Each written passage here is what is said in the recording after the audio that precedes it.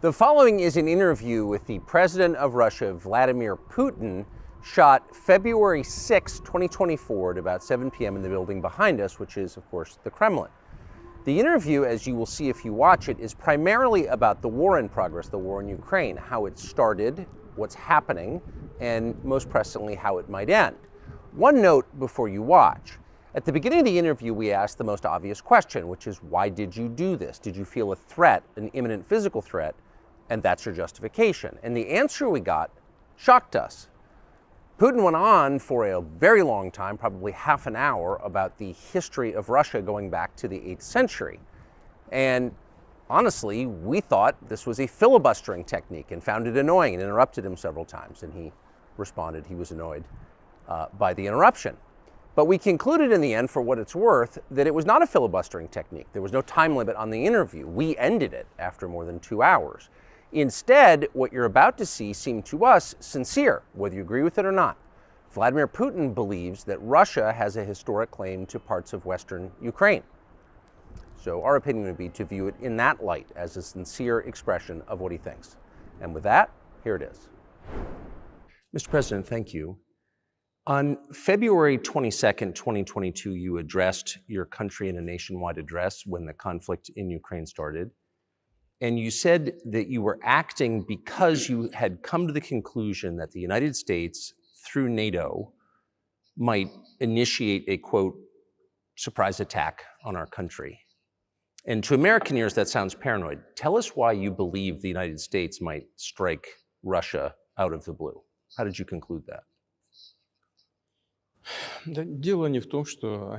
It's not that America, the United States, was going to launch a surprise strike on Russia. I didn't say that. Are we having a talk show or a serious conversation? Here's the quote. Thank you. It's a formidable, serious talk. Because your basic education is in history, as far as I understand. Yes. So if you don't mind, I will take only 30 seconds or 1 minute to give you a short reference to history for giving you a little historical background. Please. Let's look where our relationship with Ukraine started from. Where did Ukraine come from? The Russian state started gathering itself as a centralized statehood, and it is considered to be the year of the establishment of the Russian state in 862, when the townspeople of Novgorod invited a Varangian prince, Rurik, from Scandinavia to reign. In 1862, Russia celebrated the 1000th anniversary of its statehood. And in Novgorod, there is a memorial dedicated to the 1000th anniversary of the country. In 882, Rurik's successor, Prince Oleg, who was actually playing the role of regent at Rurik's younger son, because Rurik had died by that time, came to Kiev. He ousted two brothers who apparently had once been members of Rurik's squad. So Russia began to develop with two centers of power, Kiev and Novgorod. The next very significant date in the history of Russia was 988. This was the baptism of Russia, when Prince Vladimir, the great-grandson of Rurik, baptized Russia and adopted Orthodoxy, or Eastern Christianity. From this time, the centralized Russian state began to strengthen. Why? Because of the single territory, integrated economic ties, one and the same language, and, after the baptism of Russia, the same faith and rule of the prince. The centralized Russian state began to take shape. Back in the Middle Ages, Prince Yaroslav the Wise introduced the order of succession to a throne. But after he passed away, it became complicated for various reasons. The throne was passed not directly from father to eldest son, but from the prince who had passed away to his brother, then to his sons in different lines. All this led to the fragmentation and the end of Rus as a single state. There was nothing special about it. The same was happening then in Europe.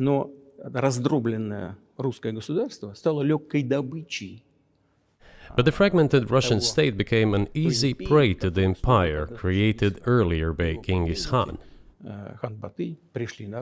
His successors, namely Batu Khan, came to Rus, plundered and ruined nearly all the cities.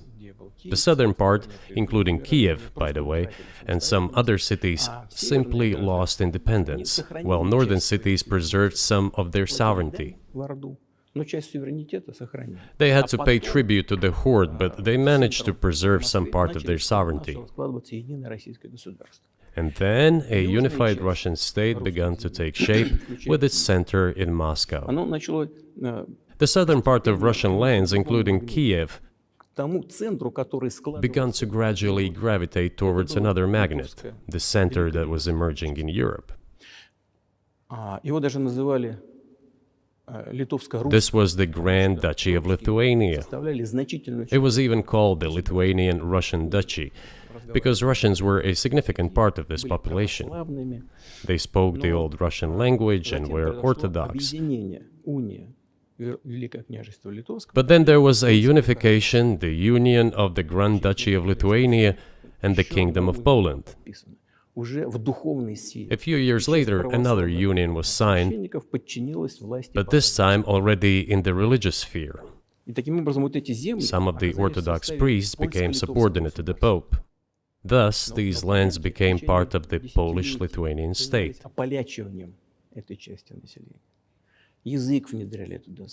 During decades, the Poles were engaged in Polonization of this part of the population.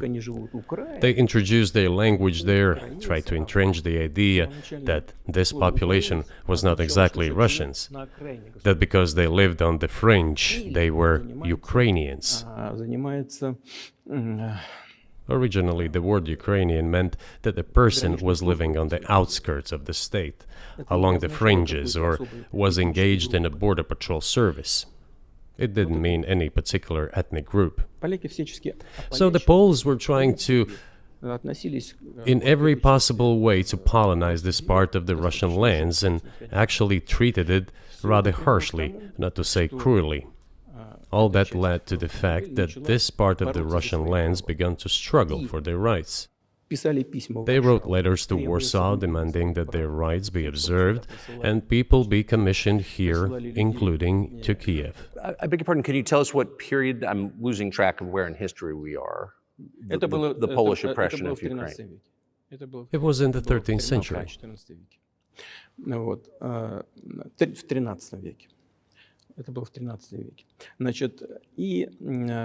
Now I will tell you what happened later and give the dates so that there is no confusion. And in 1654, even a bit earlier, the people who were in control of the authority over that part of the Russian lands addressed Warsaw, I repeat, demanding that they send them to rulers of Russian origin and Orthodox faith. When Warsaw did not answer them, and in fact rejected their demands, they turned to Moscow, so that Moscow took them away. So that you don't think that I'm inventing things, I'll give you these documents. Well, it doesn't sound like you're inventing it. I'm not sure why it's relevant to what happened 2 years ago. But still, these are documents from the archives, copies. Here are the letters from Bogdan Khmelnytsky, the man who then controlled the power in this part of the Russian lands that is now called Ukraine. He wrote to Warsaw demanding that their rights be upheld. And after being refused, he began to write letters to Moscow, asking to take them under the strong hand of the Moscow Tsar. There are copies of these documents. I will leave them for your good memory. There is a translation into Russian. You can translate it into English later. Russia would not agree to admit them straight away, assuming that the war with Poland would start. Nevertheless, in 1654, the Pan-Russian Assembly of top clergy and landowners, headed by the Tsar, which was the representative body of the power of the old Russian state, decided to include a part of the old Russian lands into Moscow Kingdom. As expected, the war with Poland began. It lasted 13 years, and then in 1654, a truce was concluded. And 32 years later, I think, a peace treaty with Poland, which they called Eternal Peace, was signed. And these lands, the whole left bank of Dnieper, including Kiev, went to Russia. And the whole right bank of Dnieper remained in Poland. Under the rule of Catherine the Great, Russia reclaimed all of its historical lands, including in the south and west. This all lasted until the revolution. Before World War I, Austrian General Staff relied on the ideas of Ukrainianization and started actively promoting the ideas of Ukraine and the Ukrainianization.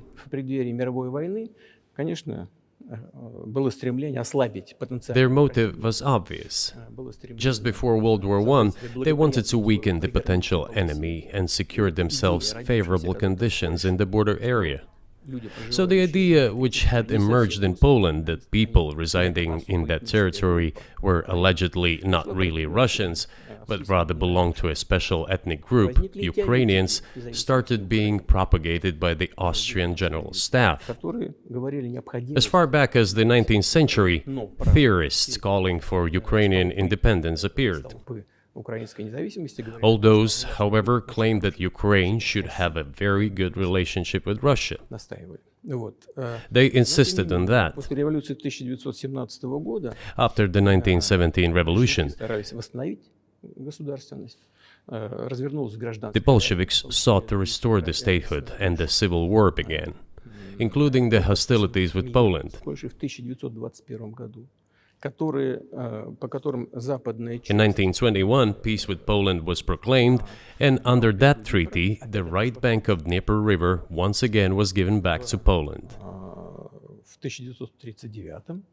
In 1939, after Poland cooperated with Hitler, it did collaborate with Hitler, you know? Hitler offered Poland peace and a treaty of friendship, an alliance demanding in return that Poland give back to Germany the so-called Danzig corridor, which connected the bulk of Germany with East Prussia and Königsberg.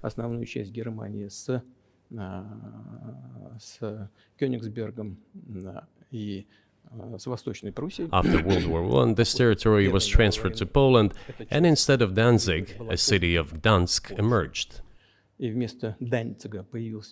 Hitler asked them to give it amicably, but they refused. Of course.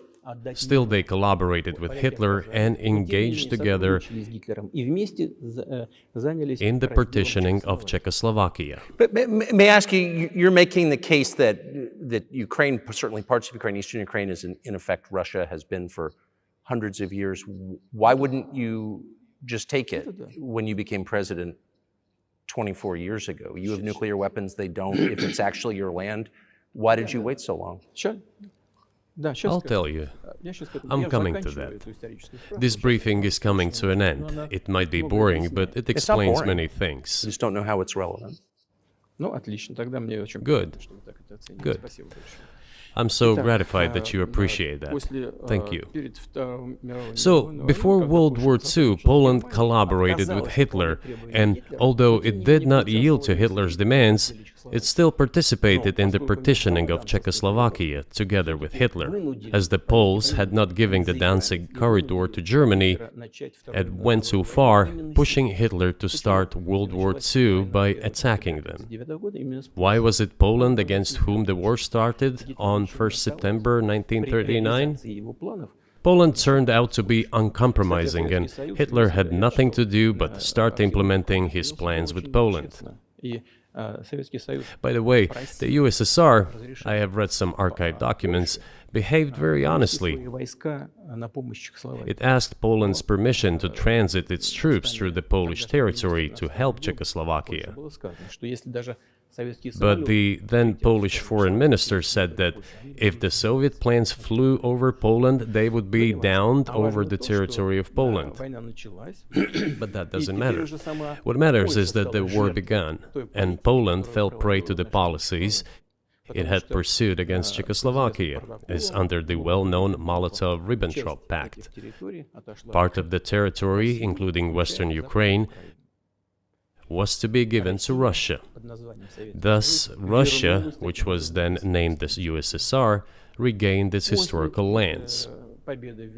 After the victory in the Great Patriotic War, as we call World War II, all those territories were ultimately enshrined as belonging to Russia, to the USSR.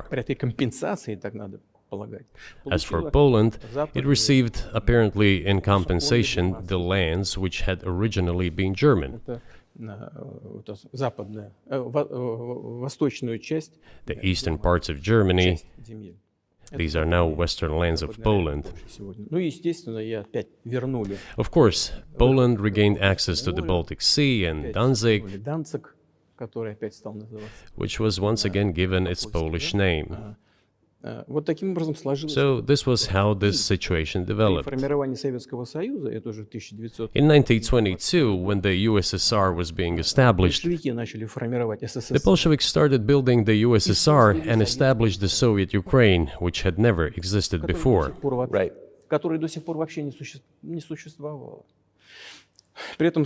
Stalin insisted that those republics be included in the USSR as autonomous entities. For some inexplicable reason, Lenin, the founder of the Soviet state, insisted that they be entitled to withdraw from the USSR. And again, for some unknown reasons, he transferred to that newly established Soviet Republic of Ukraine some of the lands together with people living there, even though those lands had never been called Ukraine, and yet they were made part of that Soviet Republic of Ukraine. Those lands included the Black Sea region, which was received under Catherine the Great, and which had no historical connection with Ukraine whatsoever. Even if we go as far back as 1654, when these lands returned to Russian Empire, that territory was the size of 3 to 4 regions of modern Ukraine, with no Black Sea region. That was completely out of the question. In 1654. Exactly.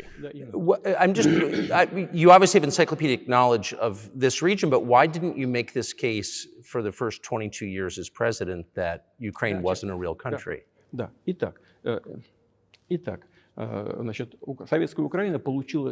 The Soviet Union was given a great deal of territory that had never belonged to it, including the Black Sea region. At some point, when Russia received them as an outcome of the Russo-Turkish Wars, they were called New Russia or Novorossiya. But that does not matter. What matters is that Lenin, the founder of the Soviet state, established Ukraine that way. For decades, the Ukrainian Soviet Republic developed as part of the USSR. And for unknown reasons, again, the Bolsheviks were engaged in Ukrainianization. It was not merely because the Soviet leadership was composed to a great extent of those originating from Ukraine. Rather, it was explained by the general policy of indigenization pursued by the Soviet Union. Same things were done in other Soviet republics. This involved promoting national languages and national cultures, which is not bad in principle. That is how the Soviet Ukraine was created. After the World War II, Ukraine received, in addition to the lands that had belonged to Poland before the war, part of the lands that had previously belonged to Hungary and Romania. So Romania and Hungary had some of their lands taken away and given to the Soviet Ukraine, and they still remain part of Ukraine. So in this sense, we have every reason to affirm that Ukraine is an artificial state that was shaped at Stalin's will. Do you believe Hungary has a right to take its land back from Ukraine, and that other nations have a right to go back to their 1654 borders?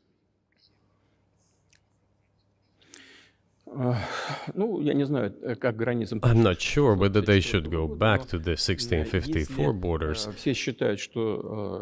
But given Stalin's time, so-called Stalin's regime, which, as many claim, saw numerous violations of human rights and violations of the rights of other states,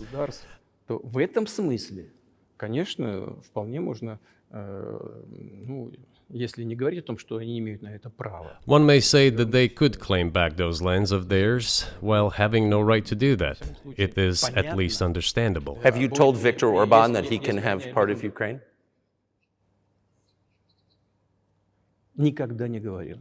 Never. I have never told him, not a single time. We have not even had any conversation on that, but I actually know for sure that Hungarians who live there wanted to get back to their historical land. Moreover, I would like to share a very interesting story with you. I digress, it's a personal one. Somewhere in the early 80s, I went on a road trip in a car from then Leningrad across the Soviet Union through Kiev, made a stop in Kiev, and then went to western Ukraine. I went to the town of Beregovoye, and all the names of towns and villages there were in Russian and in a language I did not understand, in Hungarian. In Russian and in Hungarian. Not in Ukrainian, in Russian and in Hungarian. I was driving through some kind of village and there were men sitting next to the houses and they were wearing black three-piece suits and black cylinder hats. I asked, are they some kind of entertainers? I was told, no, they were not entertainers, they're Hungarians. I said, what are they doing here? What do you mean? This is their land, they live here. This was during the Soviet time in the 1980s.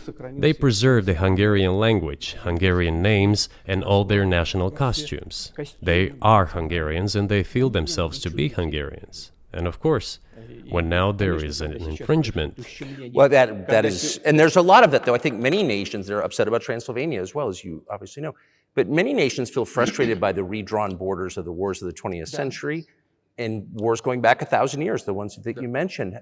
But the fact is that you didn't make this case in public until 2 years ago, February. And in the case that you made, which I read today, you explain at great length that you felt a physical threat from the West in NATO, including potentially a nuclear threat. And that's what got you to move. Is that a fair characterization of what you said?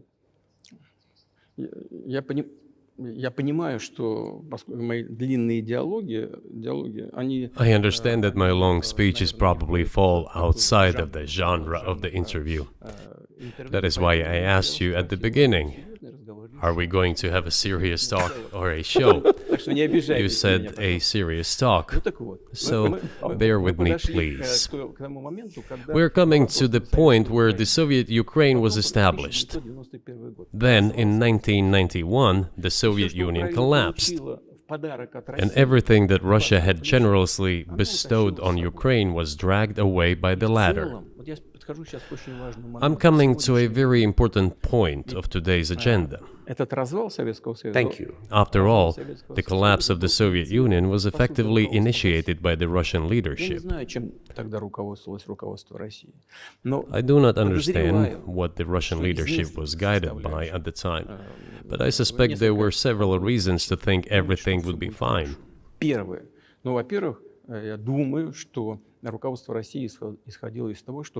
First, I think that then Russian leadership believed that the fundamentals of the relationship between Russia and Ukraine were, in fact, a common language. More than 90% of the population there spoke Russian. Family ties. Every third person there had some kind of family or friendship ties. Common culture, common history. Finally, common faith, coexistence with a single state for centuries, and deeply interconnected economies. All of these were so fundamental. All these elements together make our good relationships inevitable. The second point is a very important one. I want you, as an American citizen, and your viewers to hear about this as well. The former Russian leadership assumed that the Soviet Union had ceased to exist, and therefore there were no longer any ideological dividing lines. Russia even agreed voluntarily and proactively to the collapse of the Soviet Union, and believed that this would be understood by the so-called civilized West as an invitation for cooperation and association. That is what Russia was expecting, both from the United States and the so-called collective West as a whole. There were smart people, including in Germany, Egon Bahr, a major politician of the Social Democratic Party, who insisted in his personal conversations with the Soviet leadership on the brink of the collapse of the Soviet Union that a new security system should be established in Europe. Help should be given to unify Germany, but a new system should be also established to include the United States, Canada, Russia, and other Central European countries. Yes. But NATO needs not to expand. That's what he said. If NATO expands, everything would be just the same as during the Cold War, only closer to Russia's borders. That's all. He was a wise old man, but no one listened to him. In fact, he got angry once. If, he said, you don't listen to me, I'm never setting my foot in Moscow once again. Everything happened just as he had said. Well, of course, it did come true, and you've mentioned this many times. I think it's a fair point, and many in America thought that relations between Russia and the United States would be fine with the collapse of the Soviet Union and the end of the Cold War, that the opposite happened. But you've never explained why you think that happened, except to say that the West fears a strong Russia, but we have a strong China the West does not seem very afraid of. What about Russia do you think convinced policymakers they had to take it down? The West is afraid of strong China more than it fears a strong Russia, because Russia has 150 million people and China has 1.5 billion population, and its economy is growing by leaps and bounds, or 5% a year. It used to be even more. But that's enough for China. As Bismarck once put it, potentials are the most important. China's potential is enormous. It is the biggest economy in the world today in terms of purchasing power parity and the size of the economy. It has already overtaken the United States quite a long time ago, and it is growing at a rapid clip. Let's not talk about who is afraid of whom. Let's not reason in such terms.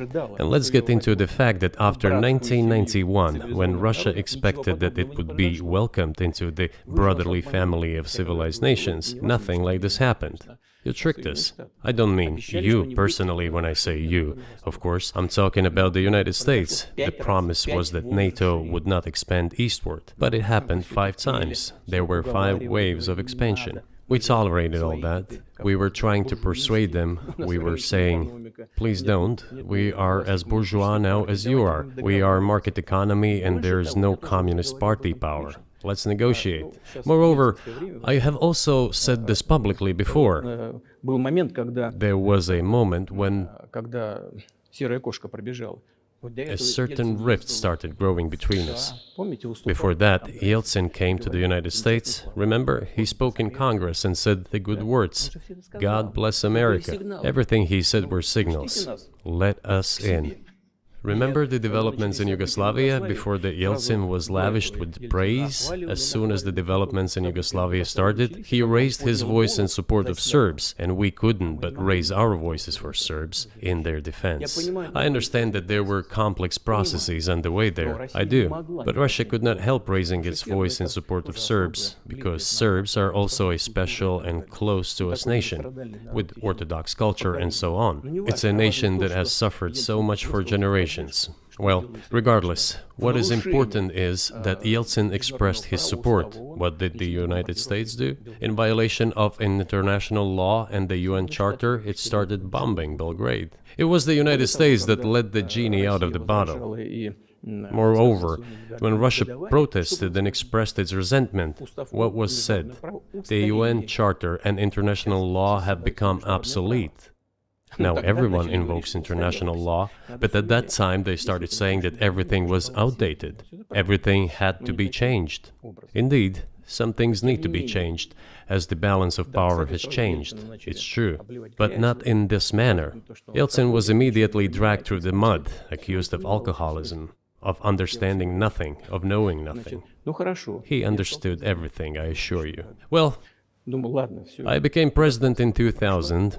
I thought, okay, the Yugoslav issue is over, but we should try to restore relations. Let's reopen the door that Russia had tried to go through. And moreover, I said it publicly, I can reiterate. At a meeting here in the Kremlin with the outgoing President Bill Clinton, right here in the next room, I said to him, I asked him, Bill, do you think if Russia asked to join NATO, do you think it would happen? Suddenly he said, you know, it's interesting. I think so. But in the evening, when we met for dinner, he said, you know, I've talked to my team. No, it's not possible now. You can ask him. I think he will watch our interview, he'll confirm it. I wouldn't have said anything like that if it hadn't happened. Okay, were you sincere? It's impossible now. Would you have joined NATO? Look, I asked the question, is it possible or not? And the answer I got was no. If I was insincere in my desire to find out what the leadership position was... But if he had said yes, would you have joined NATO? If he had said yes, the process of rapprochement would have commenced, and eventually it might have happened, if we had seen some sincere wish on the other side of our partners. But it didn't happen. Well, no means no. Okay, fine. Why do you think that is? Just to get to motive, I know you're clearly bitter about it, I understand, but why do you think the West rebuffed you then? Why the hostility? Why did the end of the Cold War not fix the relationship? What motivates this from your point of view? You said I was bitter about the answer. No, it's not bitterness. It's just a statement of fact. We're not bride and groom, bitterness, resentment. It's not about those kind of matters in such circumstances. We just realized we weren't welcome there, that's all. Okay, fine. But let's build relations in another manner. Let's look for common ground elsewhere. Why we received such a negative response, you should ask your leaders. I can only guess why. Too big a country with its own opinion and so on. And the United States, I've seen how issues are being resolved in NATO. I will give you another example now concerning Ukraine. The US leadership exerts pressure, and all NATO members obediently vote, even if they do not like something. Now, I'll tell you what happened in this regard with Ukraine in 2008, although it's being discussed. I'm not going to open a secret to you, say anything new. Nevertheless, after that we tried to build relations in different ways. For example, the events in the Middle East, in Iraq. We were building relations with the United States in a very soft, prudent, cautious manner. I repeatedly raised the issue that the United States should not support separatism or terrorism in the North Caucasus. But they continue to do it anyway. And political support, information support, financial support, even military support came from the United States and its satellites for terrorist groups in the Caucasus. I once raised this issue with my colleague, also the President of the United States. He says, "It's impossible. Do you have proof?" I said, "Yes." I was prepared for this conversation, and I gave him that proof. He looked at it, and you know what he said? "I apologize, but that's what happened." I'll quote. He says, "Well, I'm gonna kick their ass." We waited and waited for some response. There was no reply. I said to the FSB director, "Write to the CIA, what is the result of the conversation with President?" He wrote once, twice, and then we got a reply. We have the answer in the archive. The CIA replied, "We have been working with the opposition in Russia. We believe that this is the right thing to do, and we will keep on doing it." Just ridiculous. Well, okay. We realized that it was out of the question. Forces in opposition to you. So you're saying the CIA is trying to overthrow your government? Of course, they meant in that particular case the separatists, the terrorists who fought with us in the Caucasus. That's who they called the opposition. This is the second point. The third moment is a very important one. Is the moment when the US missile defense system was created. The beginning. We persuaded for a long time not to do it in the United States. Moreover, after was invited by Bush Jr.'s father, Bush Sr., to visit his place on the ocean, I had a very serious conversation with President Bush and his team. I proposed that the United States, Russia, and Europe jointly create a missile defense system that, we believe, if created unilaterally, threatens our security, despite the fact that the United States officially said that it was being created against missile threats from Iran. That was the justification for the deployment of the missile defense system. I suggested working together, Russia, the United States, and Europe. They said it was very interesting. They asked me, "Are you serious?" I said, "Absolutely." Let me ask, what year was this? I don't remember. It is easy to find out on the internet when I was in the USA at the invitation of Bush Sr. It is even easier to learn from someone I'm going to tell you about. I was told it was very interesting. I said, just imagine if we could tackle such a global strategic security challenge together. The world will change. We'll probably have disputes, probably economic and even political ones, but we could drastically change the situation in the world. He says yes, and asks, "Are you serious?" I said, "Of course. We need to think about it," I'm told. I said, "Go ahead, please." Then Secretary of Defense Gates, former Director of CIA, and Secretary of State Rice came in here, in this cabinet, right here at this table. They sat on this table. Me, the Foreign Minister, the Russian Defense Minister on that side. They said to me, "Yes, we have thought about it. We agree." I said, "Thank God, great, but with some exceptions." So twice you've described US presidents making decisions and then being undercut by their agency heads. So it sounds like you're describing a system that's not run by the people who were elected, in your telling. That's right, that's right. In the end, they just told us to get lost. I'm not going to tell you the details because I think it's incorrect. After all, it was confidential conversation. But our proposal was declined. That's a fact.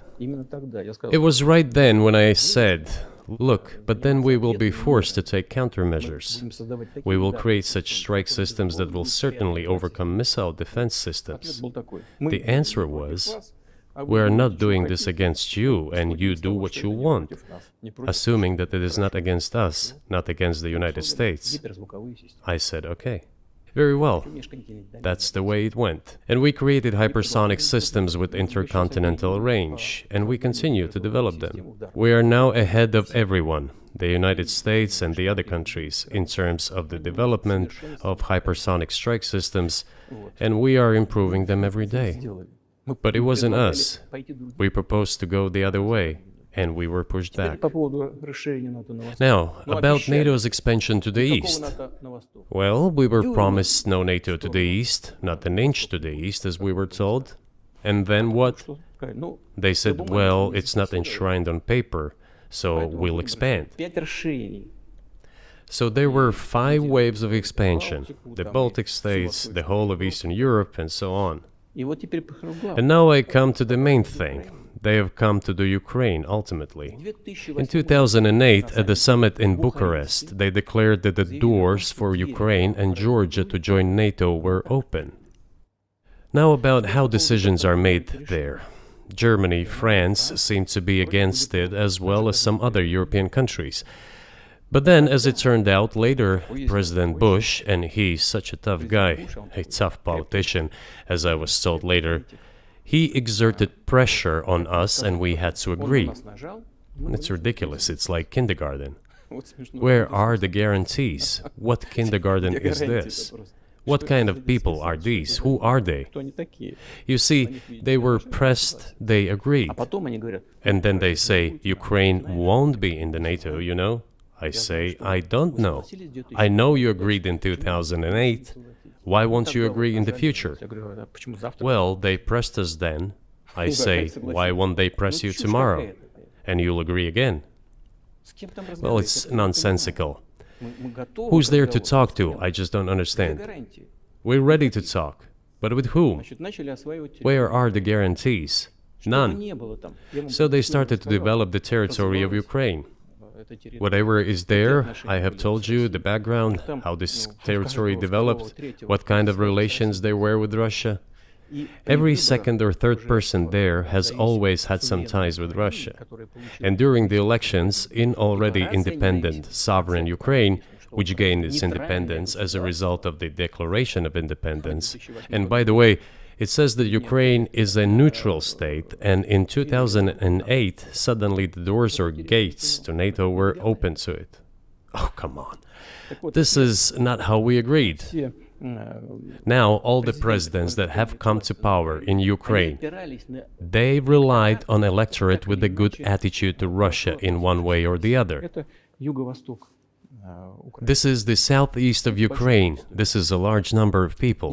And it was very difficult to dissuade this electorate, which had a positive attitude towards Russia. Viktor Yanukovych came to power, and how? The first time he won after President Kuchma, they organized a third round, which is not provided for in the constitution of Ukraine. This is a coup d'etat. Just imagine, someone in the United States wouldn't like the outcome. In 2014? Before that. No, this was before that. After President Kuchma, Viktor Yanukovych won the elections. However, his opponents did not recognize that victory. The US supported the opposition, and the third round was scheduled. What is this? This is a coup. The US supported it, and the winner of the third round came to power. Imagine if in the US something was not to someone's liking, and the third round of election, which the US Constitution does not provide for, was organized. Nonetheless, it was done in Ukraine. Okay, Viktor Yushchenko, who was considered a pro-Western politician, came to power. Fine, we have built relations with him as well. He came to Moscow with visits. We visited Kiev. I visited too. We met in an informal setting. If he's pro-Western, so be it. It's fine. Let people do their job. The situation should have developed inside the independent Ukraine itself. As a result of Kuchma's leadership, things got worse and Viktor Yanukovych came to power after all. Maybe he wasn't the best president and politician, I don't know. I don't want to give assessments. However, the issue of the association with the EU came up. We have always been lenient to this. Suit yourself.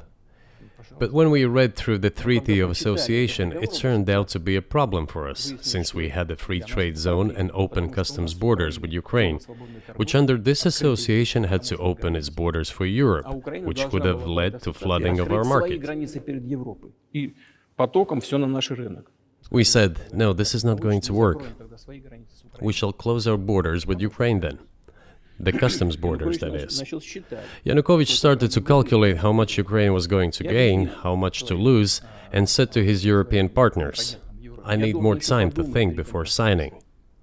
The moment he said that, the opposition began to take destructive steps which were supported by the West. It all came down to Maidan and a coup in Ukraine. So he did more trade with Russia than with the EU. Ukraine did. Of course. It's not even the matter of trade volume, although for the most part it is. It is the matter of cooperation ties, which the entire Ukrainian economy was based on. The cooperation ties between the enterprises were very close since the times of the Soviet Union. One enterprise there used to produce components to be assembled both in Russia and Ukraine and vice versa. They used to be very close ties. A coup d'etat was committed, although I shall not delve into details now, as I find doing it inappropriate, the US told us. Calm Yanukovych down, and we will calm the opposition. Let the situation unfold in the scenario of a political settlement. We said, all right, agreed, let's do it this way. As the Americans requested, Yanukovych did use neither the armed forces nor the police, yet the armed opposition committed a coup in Kiev. What is that supposed to mean? Who do you think you are? I wanted to ask the then US leadership. With the backing of whom? With the backing of CIA, of course. The organization you wanted to join back in the day, as I understand. We should thank God they didn't let you in. Although, it is a serious organization. I understand. My former vis-a-vis in the sense that I served in the first main directorate, Soviet Union's intelligence service. They have always been our opponents. A job is a job. Technically, they did everything right. They achieved their goal of changing the government. However, from political standpoint, it was a colossal mistake. Surely it was political leadership's miscalculation. They should have seen what it would evolve into. So, in 2008, the doors of NATO were opened for Ukraine. In 2014, there was a coup. They started persecuting those who did not accept the coup, and it was indeed a coup. They created a threat to Crimea, which we had to take under our protection. They launched the war in Donbass in 2014 with the use of aircraft and artillery against civilians. This is when it all started. There is a video of aircraft attacking Donetsk from above. They launched a large-scale military operation, then another one. When they failed, they started to prepare the next one. All this against the background of military development of this territory and opening of NATO's doors. How could we not express concern over what was happening? From our side, this would have been a culpable negligence. That's what it would have been.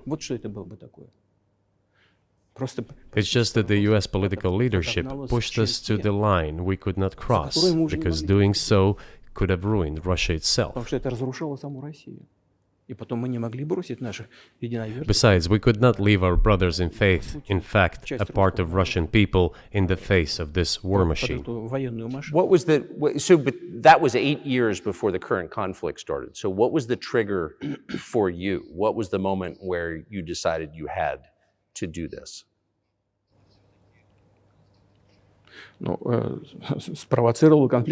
Initially, it was the coup in Ukraine that provoked the conflict. By the way, back then the representatives of 3 European countries, Germany, Poland and France, arrived. They were the guarantors of the signed agreement between the government of Yanukovych and the opposition. They signed it as guarantors. Despite that, the opposition committed a coup, and all these countries pretended that they didn't remember that they were guarantors of the peaceful settlement.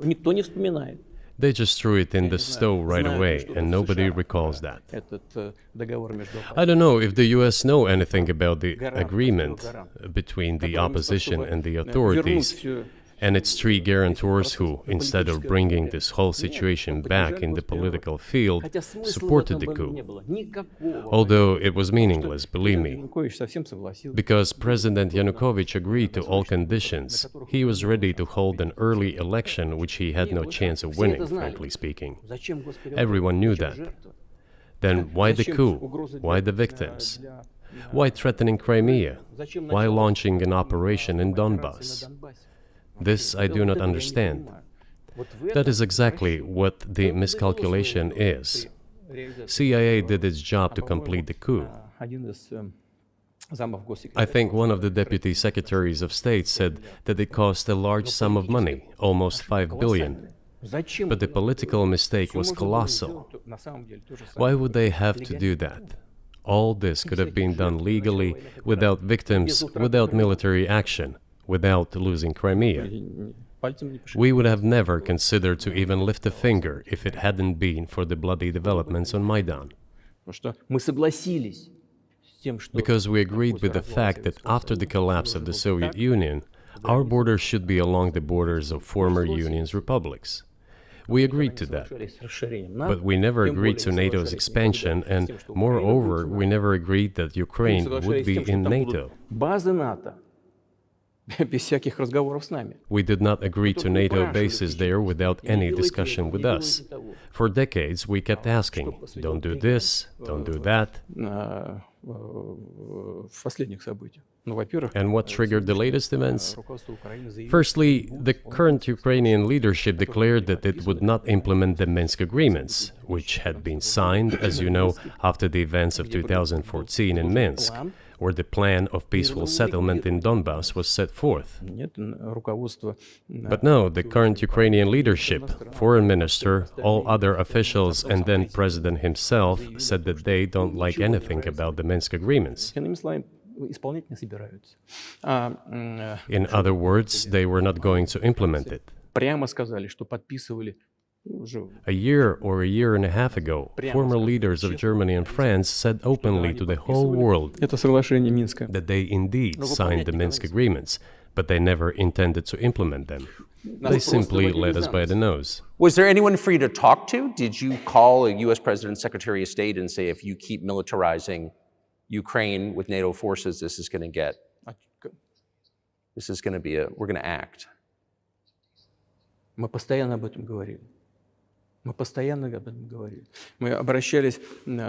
We talked about this all the time. We addressed the United States and European countries' leadership to stop these developments immediately, to implement the Minsk agreements. Frankly speaking, I didn't know how we were going to do this, but I was ready to implement them. These agreements were complicated for Ukraine. They included lots of elements of those Donbass territories' independence. That's true. However, I was absolutely confident, and I'm saying this to you now. I honestly believe that if we managed to convince the residents of Donbass, and we had to work hard to convince them to return to the Ukrainian statehood, then gradually the wounds would start to heal. When this part of territory reintegrated itself into common social environment, when the pensions and social benefits were paid again, all the pieces would gradually fall into place. No, nobody wanted that. Everybody wanted to resolve the issue by military force only. But we could not let that happen. And the situation got to the point when the Ukrainian side announced, no, we will not do anything. They also started preparing for military action. It was they who started the war in 2014. Our goal is to stop this war. And we did not start this war in 2022. This is an attempt to stop it. Do you think you've stopped it now? I mean, have you achieved your aims? No, we haven't achieved our aims yet, because one of them is denazification. This means the prohibition of all kinds of neo-Nazi movements. This is one of the problems that we discussed during the negotiation process, which ended in Istanbul early this year.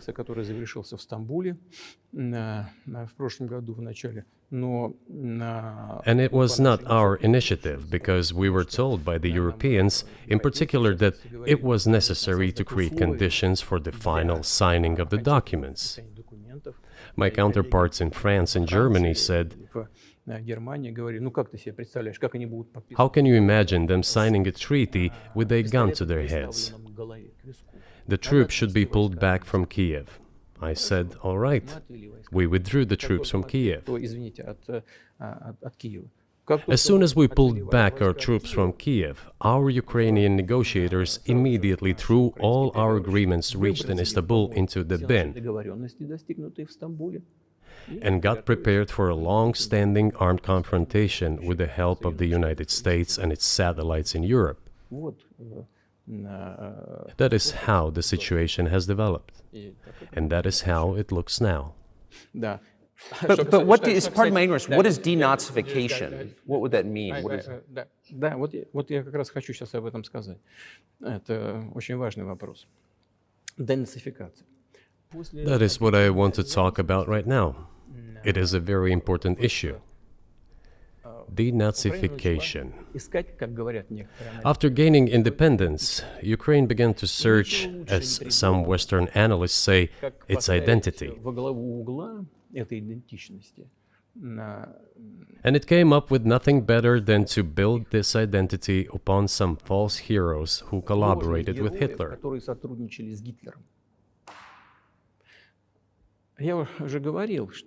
I have already said that in the early 19th century, when the theorists of independence and sovereignty of Ukraine appeared, they assumed that an independent Ukraine should have very good relations with Russia. But due to the historical development, those territories were part of the Polish-Lithuanian Commonwealth, Poland, where Ukrainians were persecuted and treated quite brutally, as well as were subject to cruel behavior. There were also attempts to destroy their identity. All this remained in the memory of the people. When World War II broke out, part of this extremely nationalist elite collaborated with Hitler, believing that he would bring them freedom. The German troops, even the SS troops, made Hitler's collaborators do the dirtiest work of exterminating the Polish and Jewish population. Hence this brutal massacre of the Polish and Jewish population, as well as the Russian population too.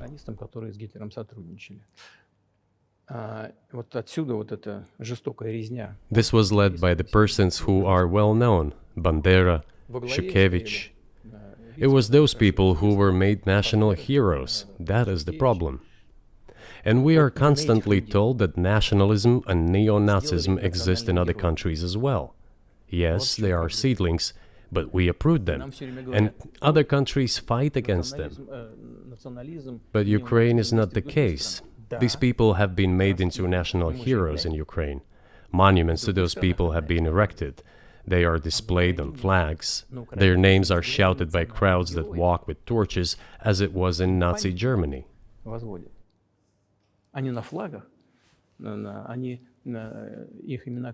These were people who exterminated Poles, Jews, and Russians. It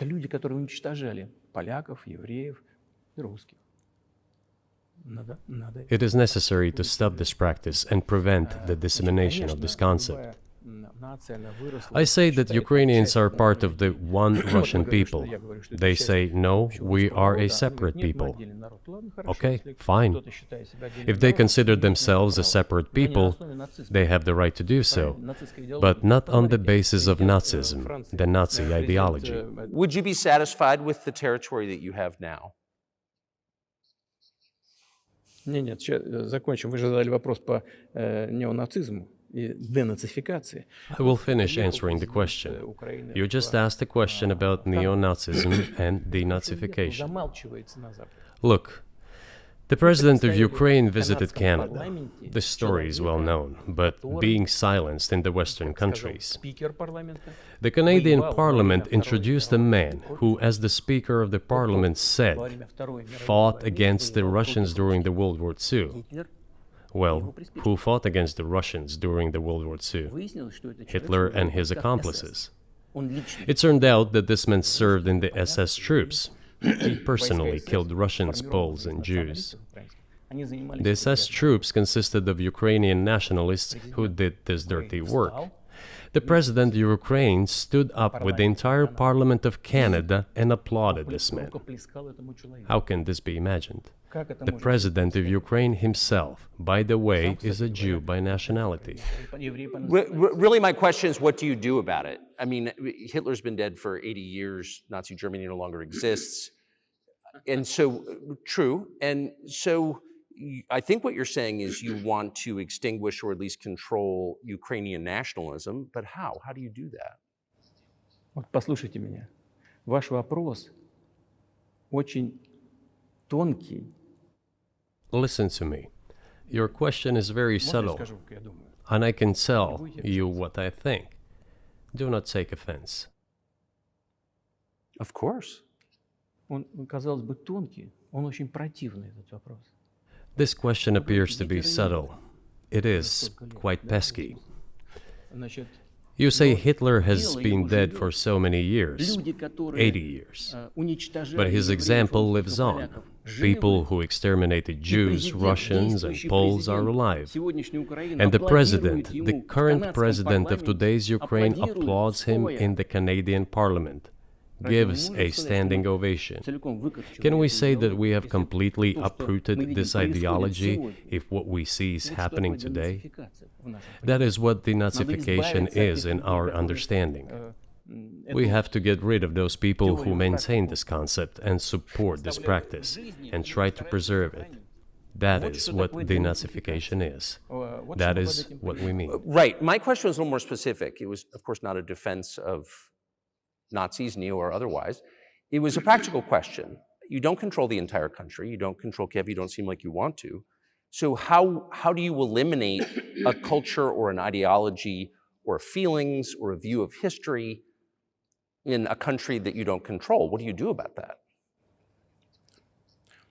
А вы знаете, как вам не покажется странным, в ходе переговоров в Стамбуле... You know, as strange as it may seem to you, during the negotiations in Istanbul, we did agree that we have it all in writing. Neo-Nazism would not be cultivated in Ukraine, including that it would be prohibited at the legislative level.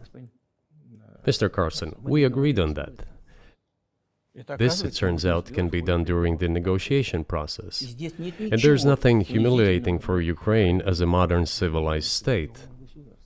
Is any state allowed to promote Nazism? It is not, is it? That is it. Will there be talks, and why haven't there been talks about resolving the conflict in Ukraine, peace talks? Они были, они дошли до очень высокой стадии согласования позиций, сложно. They have been. They reached a very high stage of coordination of positions in a complex process, but still they were almost finalized. But after we withdrew our troops from Kiev, as I have already said, the other side threw away all these agreements and obeyed the instructions of Western countries, European countries, and the United States to fight Russia to the bitter end. Moreover, the president of Ukraine has legislated a ban on negotiating with Russia. He signed a decree forbidding everyone to negotiate with Russia. But how are we going to negotiate if he forbade himself and everyone to do this? We know that he is putting forward some ideas about this settlement, but in order to agree on something, we need to have a dialogue. Is that not right? Well, but you wouldn't be speaking to the Ukrainian president, you'd be speaking to the American president. When was the last time you spoke to Joe Biden?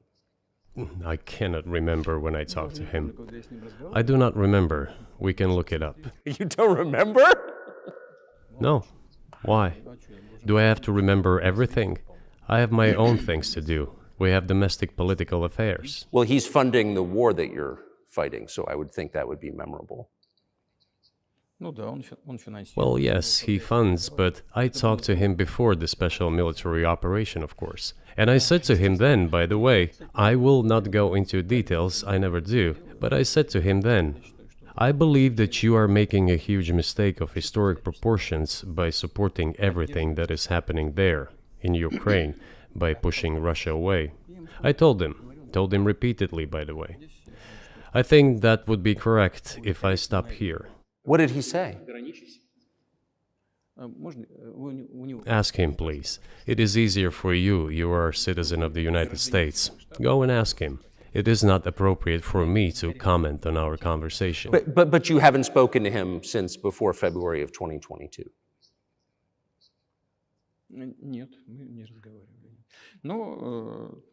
No, we haven't spoken. Certain contacts are being maintained, though. Speaking of which, do you remember what I told you about my proposal to work together on a missile defense system? Yes. You can ask all of them. All of them are safe and sound, thank God. The former president, Condoleezza, is safe and sound, and I think Mr. Gates and the current director of the intelligence agency, Mr. Burns, the then ambassador to Russia, in my opinion, are very successful ambassador. They were all witnesses to these conversations. Ask them. Same here. If you are interested in what Mr. President Biden responded to me, ask him. At any rate, I talked to him about it. I'm definitely interested, but from the outside, it seems like this could devolve or evolve into something that brings the entire world into conflict and could initiate a nuclear launch. And so why don't you just call Biden and say, let's work this out?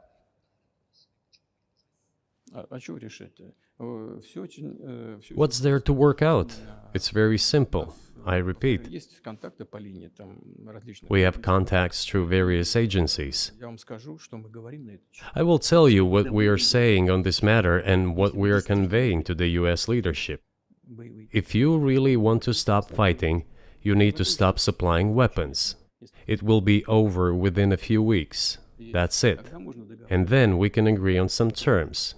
Before you do that, stop. What's easier? Why would I call him? What should I talk to him about? Or beg him for what? And what messages do you get back? You're going to deliver such and such weapons to Ukraine? Oh, I'm afraid, please don't. What is there to talk about? Do you think NATO is worried about this becoming a global war or a nuclear conflict? At least that's what they're talking about. And they're trying to intimidate their own population with an imaginary Russian threat. This is an obvious fact. And thinking people, not Philistines, but thinking people, analysts, those who are engaged in real politics, just smart people, understand perfectly well that this is a fake. They're trying to fuel the Russian threat. The threat I think you're referring to is a Russian invasion of Poland, Latvia, expansionist behavior.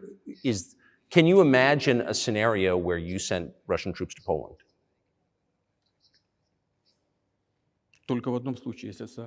Only in one case, if Poland attacks Russia. Why? Because we have no interest in Poland, Latvia, or anywhere else. Why would we do that? We simply don't have any interest. It's just threat-mongering. Well, the argument, I know you know this, is that, well, he invaded Ukraine, he has territorial aims across the continent, and you're saying unequivocally you don't.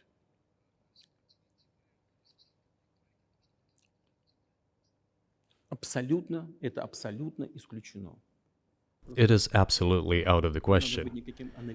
You just don't have to be any kind of analyst. It goes against common sense to get involved in some kind of a global war. грань. And a global war will bring all humanity to the brink of destruction. It's obvious. Вот. И есть, конечно, средства. There are certainly means of deterrence. They have been scaring everyone with us all along. Tomorrow Russia will use tactical nuclear weapons. Tomorrow Russia will use that. No, the day after tomorrow. So what? Выбить из налогоплательщиков In order to США extort additional money from US taxpayers and European taxpayers in the confrontation with Russia in the Ukrainian theater of war. как можно. The goal is to weaken Russia as much as possible. One of our senior United States senators from the state of New York, Chuck Schumer, said yesterday, I believe, that we have to continue to fund the Ukrainian effort, or U.S. soldiers, citizens could wind up fighting there. How do you assess that?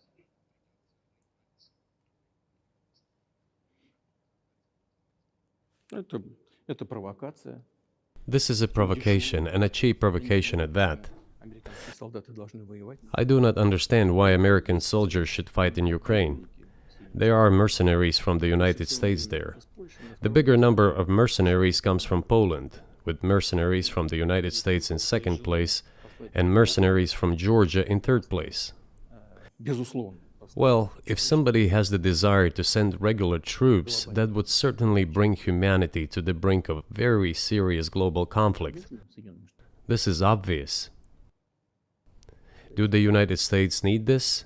What for? Национальной территории. У вас нечем заниматься. Thousands of miles away from your national territory. На границе полно. Проблемы с Don't you have anything better to do? с государством. You have issues on the border, issues with migration, issues with the national debt, more than $33 trillion. You have nothing better to do, so you should fight in Ukraine?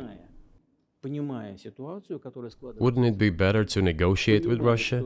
Make an agreement, already understanding the situation that is developing today, realizing that Russia will fight for its interests to the end? К здравому смыслу. And realizing this, actually return to common sense, start respecting our country and its interests, and look for certain solutions. Мне кажется, что это гораздо умнее. It seems to me that this is much smarter and more rational. Who blew up Nord Stream? You for sure. I was busy that day. Nate, do you have? I did not blow up Nord Stream. Thank you, though. У вас лично, может быть, есть алиби. У вас лично. You personally may have an alibi, but the CIA has no such alibi. Do you have evidence that NATO or the CIA did it?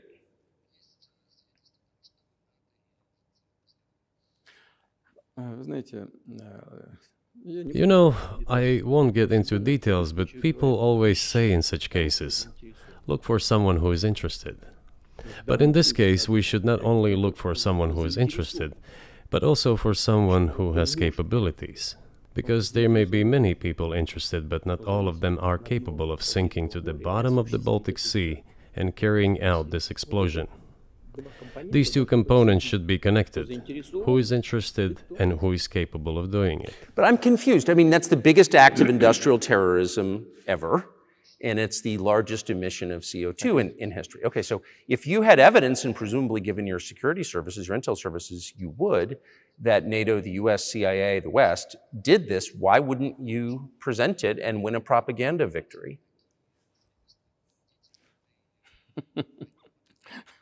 В войне пропаганды очень сложно. In the war of propaganda, it is very difficult to defeat the United States, because the United States controls all the world's media and many European media. The ultimate beneficiary of the biggest European media are American financial institutions. Don't you know that? So it is possible to get involved in this work, but it is cost prohibitive, so to speak. Мы можем We can simply shine the spotlight on our sources of information, and we will not achieve results. формулировать так ясно, что It is clear to the whole world what happened, and even American analysts talk about it directly. It's true. Yes, but here's a question you may be able to answer. You worked in Germany, famously. The Germans clearly know that their NATO partner did this, and it damaged their economy greatly. It may never recover. Why are they being silent about it? That's very confusing to me. Why wouldn't the Germans say something about it? Ну, меня это тоже удивляет. This also confuses me. But today's German leadership is guided by the interests of the collective West rather than its national interests. Otherwise, it is difficult to explain the logic of their action or inaction. After all, it is not only about Nord Stream 1, which was blown up, and the Nord Stream 2 was damaged. But one pipe is safe and sound, and gas can be supplied to Europe through it. But Germany does not open it. We are ready, please. There's another route through Poland, called Yamal Europe, which also allows for large flow. Poland has closed it, but Poland packs from the German hand. It receives money from the pan-European funds, and Germany is the main donor to these pan-European funds. Germany feeds Poland to a certain extent, and they close their route to Germany. Why? I don't understand. Ukraine, to which the Germans supply weapons and give money.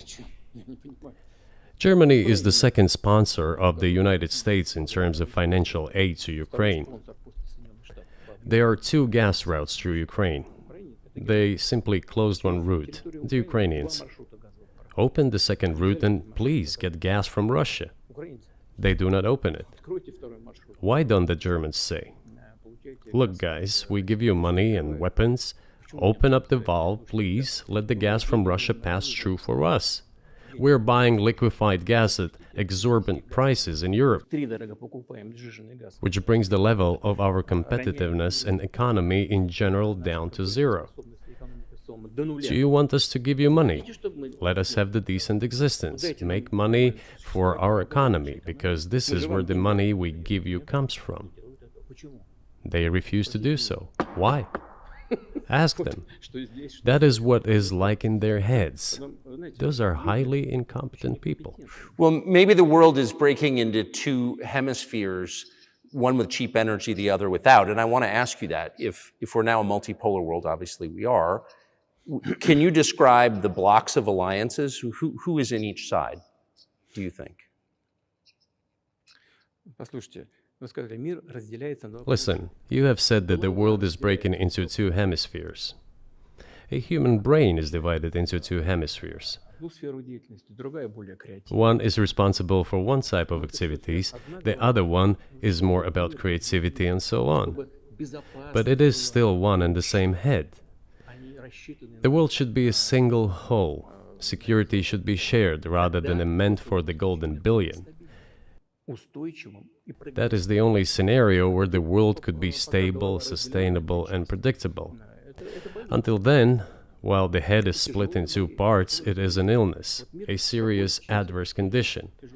It is a period of severe disease that the world is going through now. But I think that, thanks to honest journalism, this work is akin to work of the doctors. This could somehow be remedied. Well, let's just give one example, the US dollar, which has kind of united the world in a lot of ways, maybe not to your advantage, but certainly to ours. Is that going away as the reserve currency, the universally accepted currency? How have sanctions, do you think, changed the dollar's place in the world?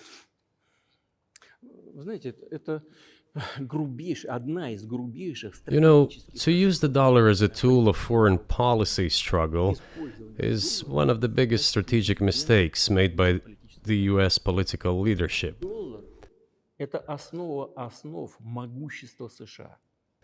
The dollar is the cornerstone of the United States power. I think everyone understands very well that no matter how many dollars are printed, they are quickly dispersed all over the world.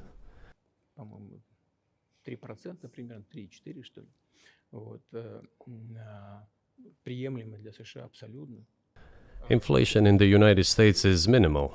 It's about 3 or 3.4%, which is, I think, totally acceptable for the US. But they won't stop printing. What does the debt of $33 trillion tell us about? It is about the emission.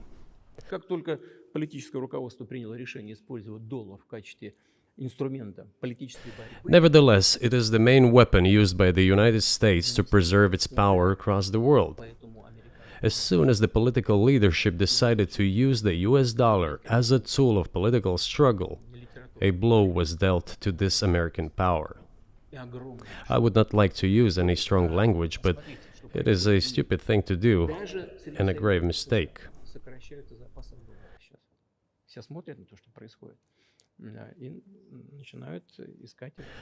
Look at what is going on in the world. Even the United States allies are now downsizing their dollar reserves.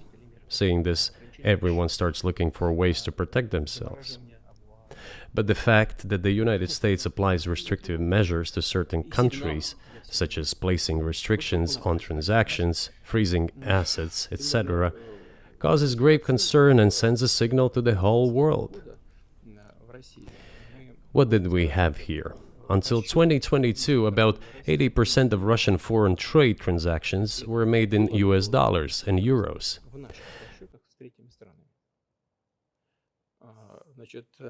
US dollars accounted for approximately 50% of our transactions with third countries, while currently it is down to 13%. It wasn't us who banned the use of the US dollar.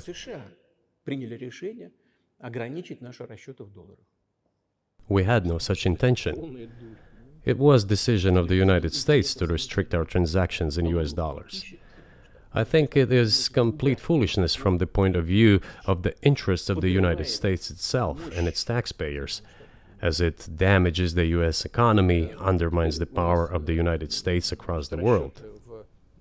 By the way, our transactions in yuan accounted for about 3%. Today, 34% of our transactions are made in rubles and about as much, a little over 34% in yuan. Why did the United States do this? My only guess is self-conceit. They probably thought it would lead to full collapse, but nothing collapsed. Moreover, other countries, including oil producers, are thinking of and already accepting payments for oil in yuan. Do you even realize what is going on or not? Does anyone in the United States realize this? What are you doing? You are cutting yourself off. All experts say this. Ask any intelligent and thinking person in the United States what the dollar means for the US. But You're killing it with your own hands. I think that's I think that's a fair assessment. The question is what comes next, and maybe you trade one colonial power for another, much less sentimental and forgiving colonial power. I mean, is the BRICS, for example, in danger of being completely dominated by the Chinese economy in a way that's not good for their sovereignty? Do you worry about that? Well, we have heard those boogeyman stories before. It is a boogeyman story. We're neighbors with China. You cannot choose neighbors just as you cannot choose close relatives. We share a border of 1,000 kilometers with them. This is number one. Second, we have a centuries-long history of coexistence. We're used to it. Third, China's foreign policy philosophy is not aggressive. Its idea is to always look for compromise, and we can see that. The next point is as follows. We are always told the same boogeyman story, and here it goes again, through an euphemistic form, but it is still the same boogeyman story. The cooperation with China keeps increasing. The pace at which China's cooperation with Europe is growing is higher and greater than that of the growth of Chinese-Russian cooperation. Ask Europeans, aren't they afraid? They might be, I don't know. But they are still trying to access China's market at all costs, especially now that they are facing economic problems. Chinese businesses are also exploring the European market. Do Chinese businesses have small presence in the United States? Yes, the political decisions are such that they are trying to limit their cooperation with China.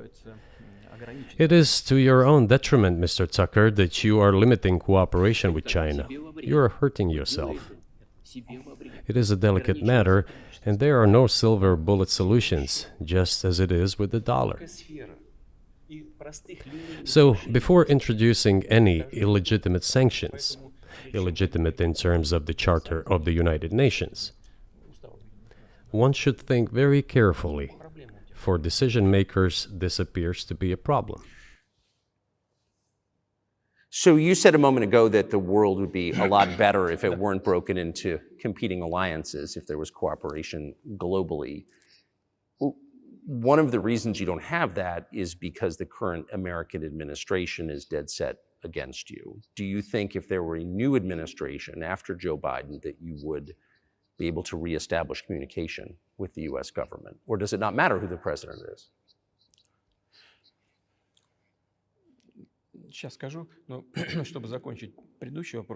I will tell you, but let me finish the previous thought. We, together with my colleague and friend, President Xi Jinping, set a goal to reach $200 billion of mutual trade with China this year. We have exceeded this level. According to our figures, our bilateral trade with China totals already $230 billion, and the Chinese statistics says it is $240 billion. One more important thing. Our trade is well balanced, mutually complementary in high-tech, energy, scientific research and development. It is very balanced. As for BRICS, where Russia took over the presidency this year, the BRICS countries are, by and large, developing very rapidly. Look, if memory serves me right, back in 1992, the share of the G7 countries in the world economy amounted to 47%, whereas in 2022 it was down to, I think, a little over 30%. The BRICS countries accounted for only 16% in 1992, but now their share is greater than that of the G7. It has nothing to do with the events in Ukraine. This is due to the trends of global development and world economy, as I mentioned just now. And this is inevitable. This will keep happening. It is like the rise of the sun. You cannot prevent the sun from rising. You have to adapt to it. How do the United States adapt? With the help of force, sanctions, pressure, bombings, and use of armed forces. This is about self-conceit. Your political establishment does not understand that the world is changing under objective circumstances. And in order to preserve your level, even if someone aspires, pardon me, to the level of dominance, you have to make the right decisions in a competent and timely manner. Such brutal actions, including with regard to Russia and, say, other countries, are counterproductive. This is an obvious fact. It has already become evident. You just asked me if another leader comes and changes something. It is not about the leader. It is not about the personality of a particular person. I had a very good relationship with, say, Bush. I know that in the United States, he was portrayed as some kind of a country boy who does not understand much. I assure you that this is not the case. I think he made a lot of mistakes with regard to Russia, too. I told you about 2008 and the decision in Bucharest to open the NATO's doors for Ukraine and so on. That happened during his presidency. He actually exercised pressure on the Europeans. But in general, on a personal human level, I had a very good relationship with him. He was no worse than any other American or Russian or European politician. I assure you, he understood what he was doing as well as others. I had such personal relationship with Trump as well. It is not about the personality of the leader, it is about the elite's mindset. If the idea of domination at any cost, based also on forceful actions, dominates the American society, nothing will change. It will only get worse. But if, in the end, one comes to the awareness that the world has been changing due to the objective circumstances, and that one should be able to adapt to them in time, using the advantages that the US still has today, then perhaps something may change. Look, China's economy has become the first economy in the world in purchasing power parity. In terms of volume, it overtook the US a long time ago. The USA comes second, then India, 1.5 billion people, and then Japan, with Russia in the fifth place. Russia was the first economy in Europe last year, despite all the sanctions and restrictions. Is it normal from your point of view? Sanctions, restrictions, impossibility of payments in dollars, being cut off from SWIFT services, sanctions against our ships carrying oil, sanctions against airplanes, sanctions in everything, everywhere. The largest number of sanctions in the world which are applied against Russia. And we have become Europe's first economy during this time. The tools that US uses don't work. Well, one has to think about what to do. If this realization comes to the ruling elites, then yes, then the first person of the state will act in anticipation of what the voters and the people who make decisions at various levels expect from this person. Then maybe something will change. But you're describing two different systems. You say the leader acts in the interest of the voters, but you also say these decisions are not made by the leader, they're made by the ruling classes.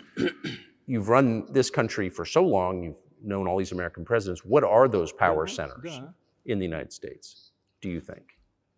Like, who actually makes the decisions?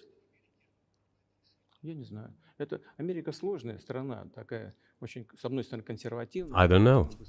America is a complex country, conservative on one hand, rapidly changing on the other. It's not easy for us to sort it all out. Who makes decisions in the elections? Is it possible to understand this when each state has its own legislation? Each state regulates itself? Someone can be excluded from elections at the state level. It is a two-stage electoral system. It is very difficult for us to understand it. Certainly, there are two parties that are dominant, the Republicans and the Democrats, and within this party system, the centers that make decisions, that prepare decisions. Then, look, why, in my opinion, after the collapse of the Soviet Union, such an erroneous, crude, completely unjustified policy of pressure was pursued against Russia? After all, this is a policy of pressure. NATO expansion, support for the separatists in Caucasus, creation of a missile defense system. These are all elements of pressure. Pressure, pressure, pressure. Then, dragging Ukraine into NATO is all about pressure, pressure, pressure. Why? I think, among other things, because excessive production capacities were created. During the confrontation with the Soviet Union, there were many centers created and specialists on the Soviet Union who could not do anything else. They convinced the political leadership that it is necessary to continue chiseling Russia, to try to break it up, to create on this territory several quasi-state entities, and to subdue them in a divided form, to use their combined potential for the future struggle with China. This is a mistake, including the excessive potential of those who worked for the confrontation with the Soviet Union. It is necessary to get rid of this. There should be new, fresh forces, people who look into the future and understand what is happening in the world. Look at how Indonesia is developing. 600 million people. Where can we get away from that? Nowhere. We just have to assume that Indonesia will enter, it is already in, the club of the world's leading economies, no matter who likes it or dislikes it. Yes, we understand and are aware that in the United States, despite all the economic problems, the situation is still normal, with the economy growing decently. The GDP is growing by 2.5%, if I'm not mistaken. But if we want to ensure the future, then we need to change our approach to what is changing. As I already said, the world would nevertheless change, regardless of how the developments in Ukraine end. The world is changing. In the United States themselves, experts are writing that the United States are nonetheless gradually changing their position in the world. It is your experts who write that. I just read them. The only question is how this would happen, painfully and quickly, or gently and gradually. And this is written by people who are not anti-American. They simply follow global development trends. That's it. And in order to assess them and change policies, we need people who think, look forward, can analyze and recommend certain decisions at the level of political leaders. I just have to ask, you've said clearly that NATO expansion eastward is a violation of the promise you all were made in 1990. It's a threat to your country. Right before you sent troops into Ukraine, the Vice President of the United States went to the Munich Security Conference and encouraged the President of Ukraine to join NATO. Do you think that was an effort to provoke you into military action? Мы просто, я еще раз повторяю, мы многократно предлагали... I repeat once again, we have repeatedly proposed to seek a solution to the problems that arose in Ukraine after 2014 coup d'etat through peaceful means. But no one listened to us. And moreover, the Ukrainian leaders who were under the complete US control suddenly declared that they would not comply with the Minsk agreements.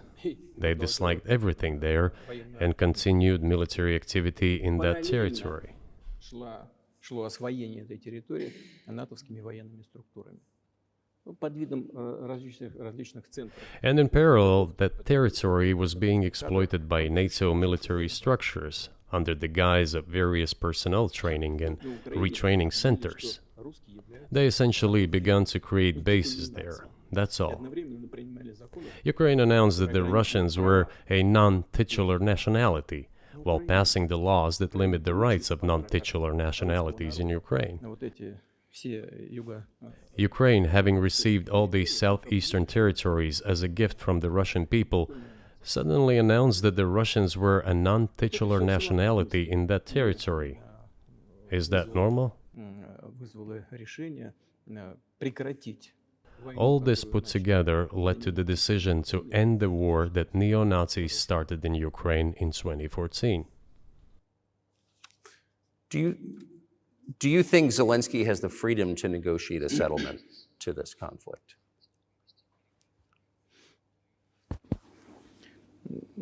I don't know the details. Of course, it's difficult for me to judge. But I believe he has, in any case, he used to have. His father fought against the fascists, Nazis, during World War II. I once talked to him about this. I said, Volodya, what are you doing? Why are you supporting neo-Nazis in Ukraine today, while your father fought against fascism? He was a front-line soldier. I will not tell you what he answered. This is a separate topic, and I think it's incorrect for me to do so. But as to the freedom of choice, why not? He came to power on the expectations of Ukrainian people that he would lead Ukraine to peace. He talked about this. It was thanks to this that he won the elections overwhelmingly. But then, when he came to power, in my opinion, he realized two things. Firstly, it is better not to clash with neo-Nazis and nationalists, because they are aggressive and very active. You can expect anything from them. And secondly, the US-led West supports them and will always support those who antagonize with Russia. It is beneficial and safe. So he took the relevant position despite promising his people to end the war in Ukraine. He deceived his voters. But do you think at this point, as of February 2024, he has the latitude, the freedom to speak with you or your government directly about putting an end to this, which clearly isn't helping his country or the world? Can he do that, do you think? Ну, а почему нет? Он же Why not? He considers himself head of state. He won the elections. Although we believe in Russia that the coup d'etat is the primary source of power for everything that happened after 2014. And in this sense, even today, government is flawed. But he considers himself the president, and he is recognized by the United States, all of Europe, and practically the rest of the world in such a capacity. Why not? He can. We negotiated with Ukraine in Istanbul. We agreed. He was aware of this. Moreover, the negotiation group leader, Mr. Arakhamia is his last name, I believe still heads the faction of the ruling party, the party of the president in the Rada. He still heads the presidential faction in the Rada, the country's parliament. He still sits there. He even put his preliminary signature on the document I am telling you about. But then he publicly stated to the whole world, we were ready to sign this document, but Mr. Johnson, then the Prime Minister of Great Britain, came and dissuaded us from doing this, saying it was better to fight Russia. They would give everything needed for us to return what was lost during the clashes with Russia, and we agreed with this proposal. Look, his statement has been published. He said it publicly. Can they return to this or not? The question is, do they want it or not? Further on, President of Ukraine issued a decree prohibiting negotiations with us. Let him cancel that decree, and that's it. We have never refused negotiations, indeed. We hear all the time, is Russia ready? Yes, we have not refused. It was them who publicly refused. Well, let him cancel his decree and enter into negotiations. We have never refused. And the fact that they obeyed the demand or persuasion of Mr. Johnson, the former Prime Minister of Great Britain, seems ridiculous and very sad to me. Because, as Mr. Arakhamia put it, we could have stopped those hostilities with war a year and a half ago already. But the British persuaded us and we refused this. Where is Mr. Johnson now? And the war continues. That's a good question. Where do you think he is and why did he do that?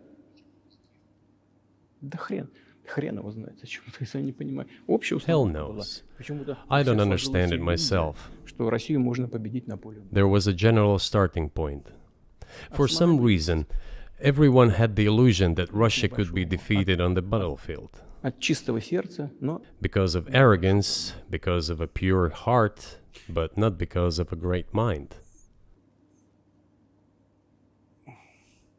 You've described the connection between Russia and Ukraine. You've described Russia itself a couple of times as Orthodox. That's central to your understanding of Russia. You've said you're Orthodox.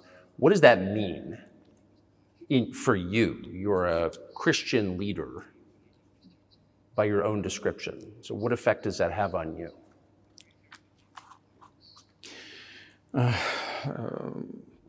You know, as I already mentioned, in 988, Prince Vladimir himself was baptized following the example of his grandmother, Princess Olga.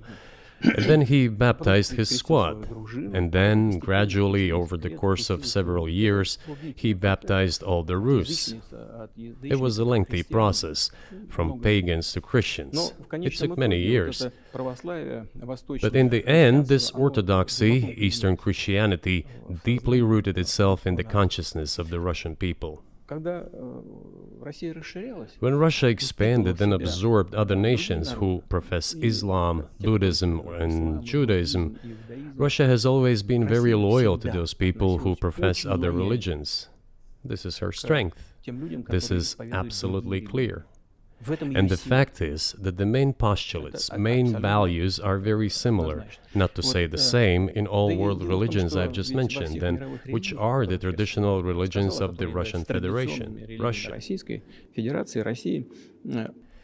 By the way, Russian authorities were always very careful about the culture and religion of those people who came into the Russian Empire.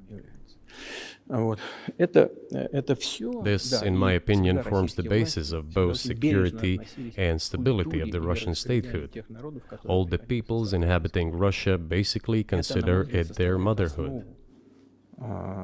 If, say, people move over to you or to Europe from Latin America, an even clearer and more understandable example, people come, but yet they have come to you or to European countries from their historical homeland.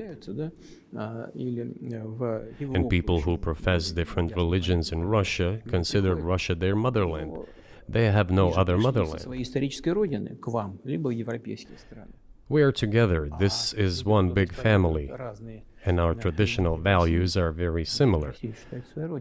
I've just mentioned one big family, but everyone has his, her own family.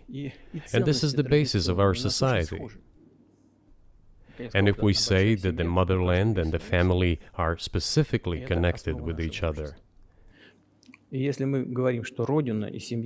is indeed the case, since it is impossible to ensure a normal future for our children and our families unless we ensure a normal, sustainable future for the entire country, for the motherland. That is why patriotic sentiment is so strong in Russia. But can I say that the one way in which the religions are different is that Christianity is specifically a nonviolent religion. Jesus says, turn the other cheek, don't kill. How can a leader who has to kill, of any country, how can a leader be a Christian? How do you reconcile that to yourself?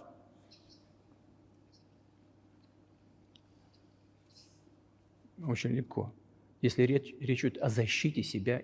is very easy when it comes to protecting oneself and one's family, one's homeland.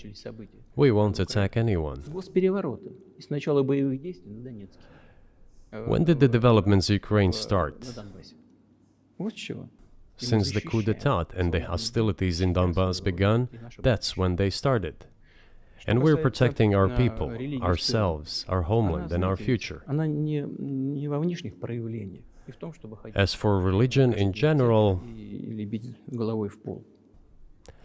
you know, it's not about external manifestations. It's not about going to church every day or banging your head on the floor. It is in the heart. And our culture is so human-oriented. Dostoevsky, who was very well known in the West and the genius of Russian culture, Russian literature, spoke a lot about this, about the Russian soul.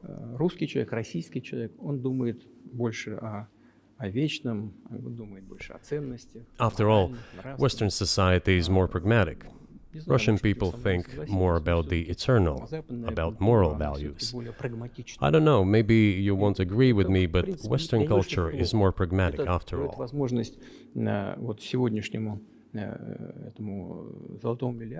I'm not saying this is bad. It makes it possible for today's golden billion to achieve good success in production, even in science and so on. There's nothing wrong with that. I'm just saying that we kind of look the same, but our minds So are do you built a see little the different. supernatural at work as you look out across what's happening in the world now? Do you see God at work? Do you ever think to yourself, these are forces that are not human?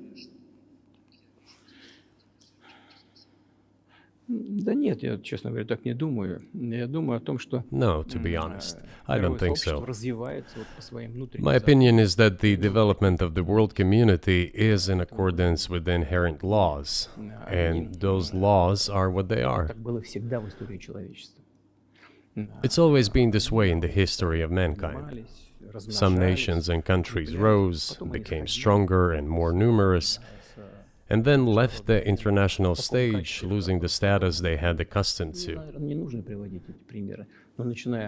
There's probably no need for me to give examples, but we could start with the Genghis Khan and horde conquerors, the Golden Horde, and then end with the Roman Empire.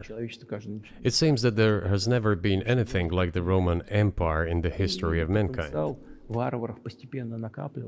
Nevertheless, the potential of the barbarians gradually grew, as did their population.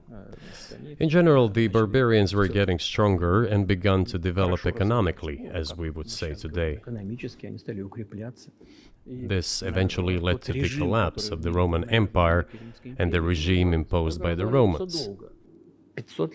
этот процесс However, разрушения Великой it took Римской 5 империи centuries for the Roman Empire to fall apart. в сегодняшней ситуации The разница в difference сегодняшней with what is ситуации happening в том, now что процессы изменений is that сегодня all the идут processes гораздо of быстрее, change чем are во времена happening Римской. at a much faster pace than in Roman times.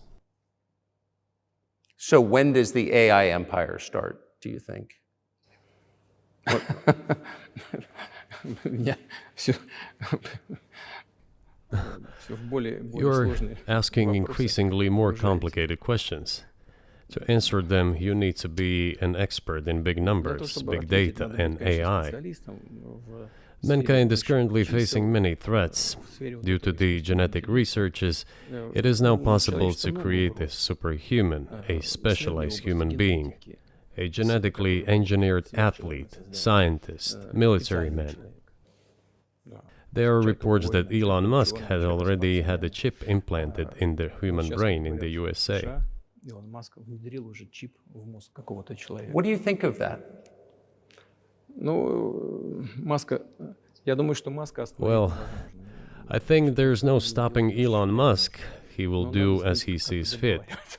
Надо искать какие-то Nevertheless, способы you need to find some common ground with him, search for уверен, ways to что persuade надо с him. ним как-то I договариваться. think he's a Этот smart процесс, person, I truly да, believe he процесс, is. нужно So you need to формулировать reach an agreement with him правила. because this Человечество, process конечно, needs to be думает formalized and subjected to certain по поводу rules. того, что будет происходить с ним в связи с развитием вот этих новейших исследований и технологий в генетике. либо Humanity has to в consider what is going to happen due to the прогнозировать newest можно, development что in будет происходить. genetics Поэтому or in AI. вот One тогда, can make an когда approximate человечество prediction of what will почувствовало happen. угрозу своему существованию от ядерного оружия, все начали обладатели ядерного Once оружия начали mankind между собой felt an договариваться, existential потому что threat coming понимали, from что nuclear их weapons, неаккуратное применение all может nuclear привести nations к began to полному come to тотальному terms with уничтожению. one another Вот since когда they realized наступит the понимание того, negligent что use of nuclear weaponry беспредельное, could drive бесконтрольное humanity to развитие extinction. искусственного интеллекта, либо генетики, либо еще каких-то современных направлений, остановить которые It невозможно. is Всё равно impossible эти to исследования stop будут, так же, research как in genetics невозможно было or остановить AI что today, такое порох, just as it was человечество, impossible to невозможно stop the use of gunpowder исследования back in в the той или day. другой области. Эти исследования все равно будут. Но когда человечество почувствует угрозу для себя, But as soon as we человечество в целом, realize that the threat тогда мы comes from unbridled and uncontrolled development of AI, or genetics, or any other field, the time will come to reach an international agreement on how to regulate these things. I appreciate all the time you've given us.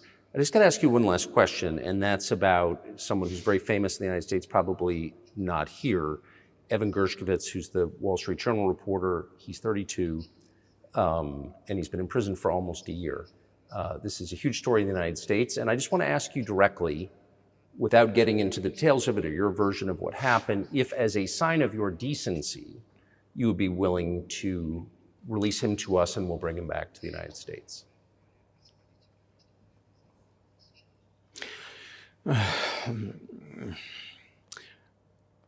Мы столько сделали жестов доброй воли, что, мне кажется, мы исчерпали все лимиты. We have done so many gestures of goodwill out of decency that I think we have run out of them. Ни разу не ответил. Но We have never seen anyone reciprocate to us in a similar manner. что мы However, in theory, we can say that we do not rule out that we can do that не исключаем того, что мы можем это if our сделать partners при take reciprocal steps. встречном движении со стороны наших When I talk about the partners, I first of all refer to special services. представителей специальных служб. Special services are in contact with one another. They are talking about the matter in question. На то, чтобы не решить это. There is no taboo to settle this Мы issue. готовы ее решать. We are willing to solve Там it. есть определенные условия, которые But there are certain terms being discussed via special services по channels. партнерским каналам между спецслужбами. I believe an agreement can be reached. Да. So typically, I mean, this stuff has happened for obviously centuries. One country catches another spy within its borders, it trades it for one of its own intel guys in another country. I think what makes, and it's not my business, but what makes this different is the guy's obviously not a spy, he's a kid. And maybe he was breaking your law in some way, but he's not a super spy, and everybody knows that. And he's being held hostage in exchange, which is true. With respect, it's true, and everyone knows it's true. So maybe he's in a different category maybe it's not fair to ask for somebody else in exchange for letting him out. Maybe it degrades Russia to do that. Вы знаете, можно как угодно говорить, что такое шпион, что не шпион. You know, you can give different interpretations to what constitutes a spy, but there are certain things provided by law. If a person gets secret information and does that in conspiratorial manner, then this is qualified as espionage. And that is exactly what he was doing. He was receiving classified, confidential information, and he did it covertly. Maybe he did that out of carelessness or his own initiative. Considering the sheer fact, this is qualified as espionage. The fact has been proven, as he was caught red-handed when he was receiving this information. If it had been some far-fetched excuse, some fabrication, something not proven, it would have been a different story then. But he was caught red-handed when he was secretly getting confidential information. What is it then? But are you suggesting that he was working for the US government or NATO, or he was just a reporter who was given material he wasn't supposed to have? Those seem like very different things. Я не знаю, на кого он работал. Но повторяю еще. I don't know who he was working for. But I would like to reiterate that getting classified information in secret is called espionage, and he was working for the US Special Services, some other agencies. I don't think he was working for Monaco, as Monaco is hardly interested in getting that information.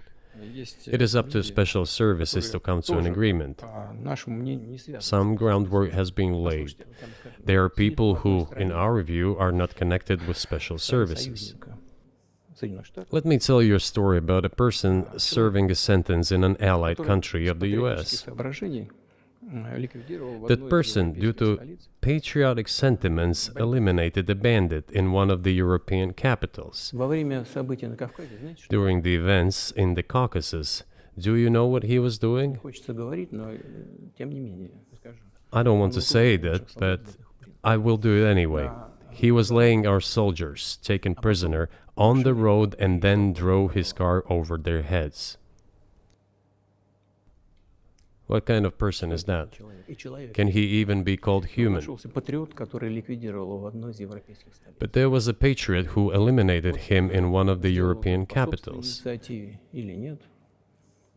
Whether he did it of his own volition or not, that is a different question. Yeah, but Evan Gershkovich didn't do that. I mean, that's a completely different. I mean, this is a 32-year-old newspaper reporter. He committed something different. He's not just a journalist. I reiterate, he's a journalist who was secretly getting confidential information. Yes, it is different, but still, I'm talking about other people who are essentially controlled by the US authorities, wherever they are serving a sentence. There is an ongoing dialogue between the special services. This has to be resolved in a calm, responsible, and professional manner. They are keeping in touch, so let them do their work. I do not rule out that the person you refer to, Mr. Gershkovich, may return to his motherland. By the end of the day, it does not make any sense to keep him in prison in Russia. We want the US Special Services to think about how they can contribute to achieving the goals our special services are pursuing.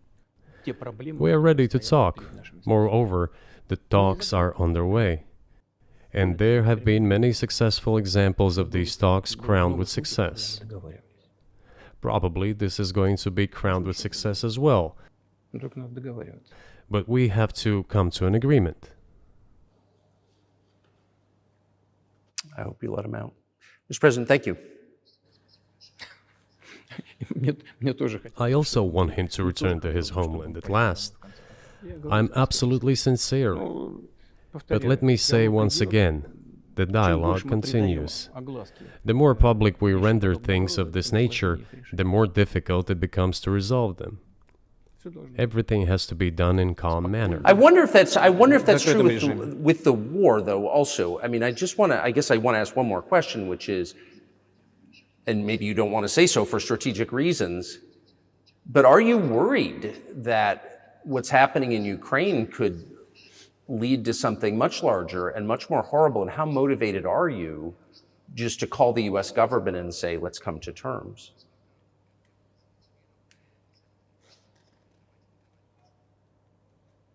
Так, послушайте, я же сказал. I already said that we did not refuse to talk. We're willing to negotiate. It is the Western side, and Ukraine is obviously a satellite state of the US. It is evident. I do not want you to take it as if I'm looking for a strong word or an insult, but we both understand what is happening. The financial support, 72 billion US dollars, was provided. Germany ranks second, then other European countries come. Dozens of billions of US dollars are going to Ukraine. There's a huge influx of weapons. In this case, you should tell the current Ukrainian leadership to stop and come to negotiating table, rescind this absurd decree. We did not refuse.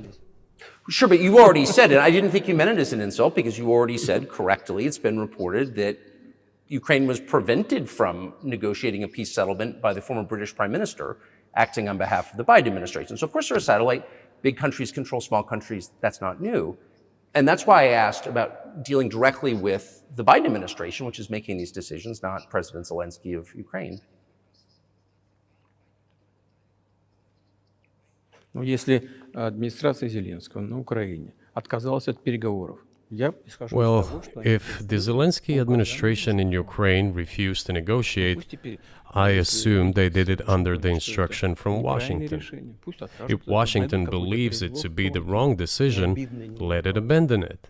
Let it find a delicate excuse so that no one is insulted. Let it come up with the way out. It was not us who made this decision, it was them. So let them go back on it. That is it. However, they made the wrong decision, and now we have to look for a way out of the situation to correct their mistakes. They did it, so let them correct it themselves. We support this. So I just want to make sure I'm not misunderstanding what you're saying. I don't think that I am. I think you're saying you want a negotiated settlement to what's happening in Ukraine.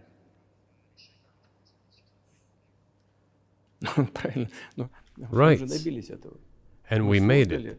We prepared a huge document in Istanbul that was initialed by the head of the Ukrainian delegation. He affixed his signature to some of the provisions, not to all of it. He put his signature and then he himself said, we were ready to sign it and the war would have been over long ago, 18 months ago. However, Prime Minister Johnson came, talked us out of it, and we missed that chance. Well, you missed it, you made a mistake. Let them get back to that, that is all. Why do we have to bother ourselves and correct somebody else's mistakes? I know one can say it is our mistake. It was us who intensified the situation and decided to put an end to the war that started in 2014 in Donbass, as I have already said, by means of weapons. Let me get back to further in history. I already told you this. We were just discussing it.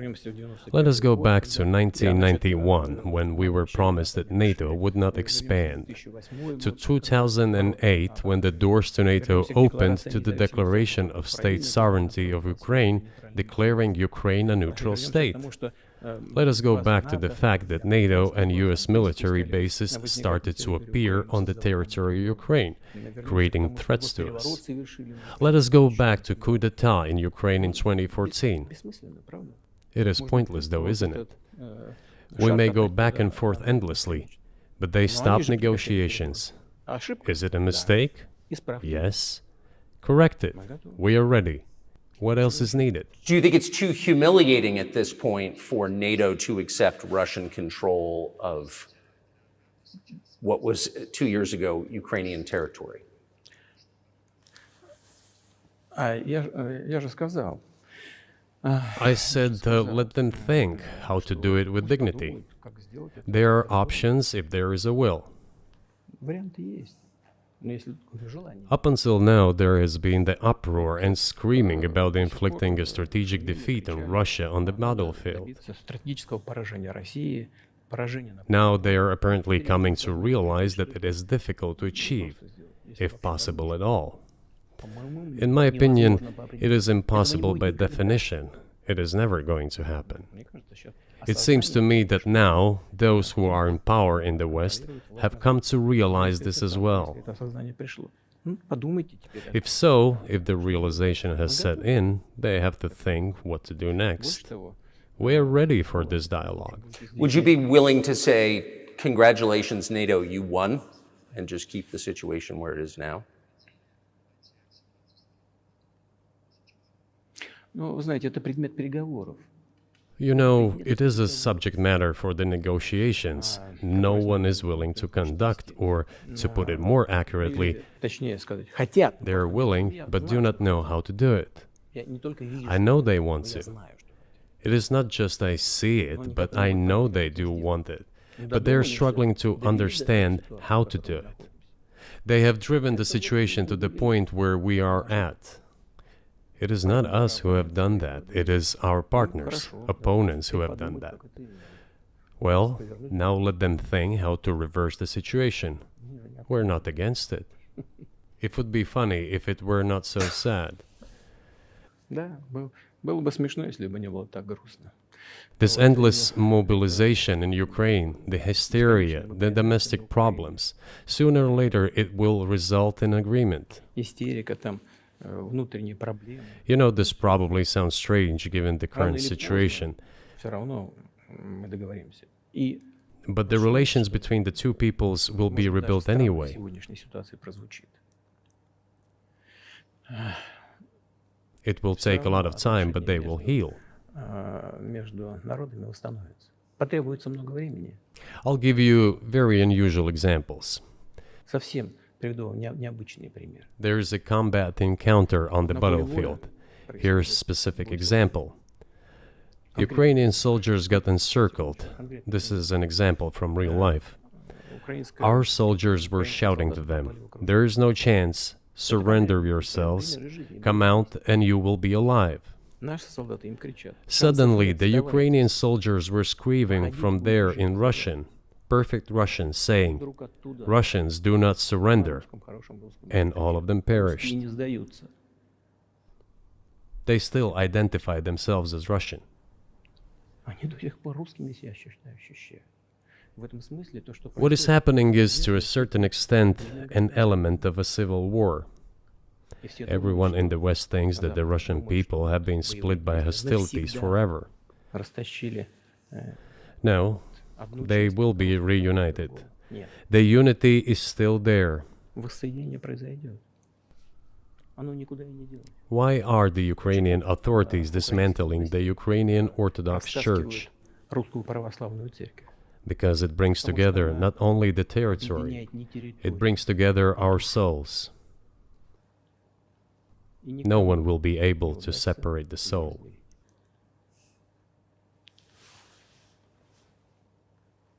Shall we end here, or is there anything else? No, I think that's great. Спасибо. Thank you, Mr. President. Free speech is bigger than any one person or any one organization. Societies are defined by what they will not permit. What we're watching is the total inversion of virtue.